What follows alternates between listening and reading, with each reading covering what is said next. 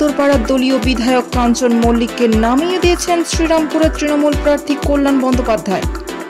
এর কারণ হিসেবে কল্যাণ বন্দ্যোপাধ্যায় জানিয়েছেন, কাঞ্চন মল্লিককে গ্রামাঞ্চলে প্রচারে নিয়ে গেলে রিয়াক্ট করছে মহিলা। এ বিষয়ে কি বললেন উত্তরপাড়ার বিধায়ক কাঞ্চন মল্লিক?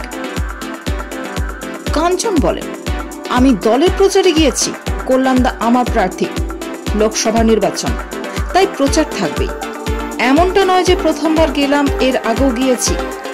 আজ যখন গেলাম তিনি বললেন, তুমি আজকে যেও না, গ্রামের মধ্যে ঢুকলে লোকেরা রিয়াক্ট করছে। সরি, আমাকে তো ভোটটা করতে হবে, আমি নেমে চলে এসেছি। আমি আমার দলীয় কর্মসূচি অনুযায়ী প্রচারে গিয়েছি। এবার তার যদি মনে হয় আমি গেলে কোথাও রিয়াক্ট হবে, তাহলে আমি যাব না। এবার প্রশ্ন হচ্ছে, কেন রিয়াক্ট করছেন মহিলারা? সেই বিষয়টি নিয়ে অবশ্য কাঞ্চন নিজেও ধোঁয়াশায়। কাঞ্চনের দাবি, কেন মহিলারা রিয়াক্ট তা তার কাছেও অজানা। এ বিষয়ে কাঞ্চন বলেন, আমি সত্যি জানি না কেন, কারণ আমি যে জায়গায় প্রচারে গিয়েছি সেখানে তো মহিলারা বিক্ষোভ দেখায়নি। কারণটা কি আমি এখনো বুঝতে পারছি না। এরপরই কাঞ্চন বলেন, কারণটা যদি আমার বিবাহ হয় তাহলে সেটা তো অত্যন্ত ব্যক্তিগত বিষয়।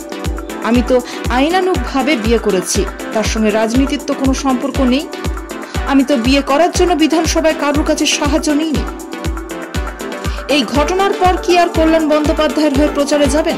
উত্তরে কাঞ্চন বলেন, আমি আগে অভিনেতা, পরে রাজনীতিতে এসেছি। কল্যাণ বন্দ্যোপাধ্যায় আমার এখানে 3 বারের সাংসদ।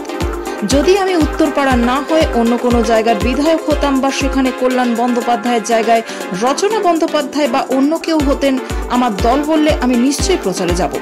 আমার সঙ্গে তো ব্যক্তিগত কোনো বাকবিতণ্ডা নেই। সেক্ষেত্রে এটা কল্যাণের প্রচারের স্ট্র্যাটেজিও হতে পারে বলে মনে করছেন কাঞ্চন। তবে যাই হোক না কেন, ভোটের মুখে তৃণমূল প্রার্থী দলীয় বিধায়ককে প্রচার গাড়ি থেকে নামিয়ে দেওয়ার ঘটনায় জেলার রাজনীতিতে যে ব্যাপক চাঞ্চল্য ছড়িয়েছে তার বলার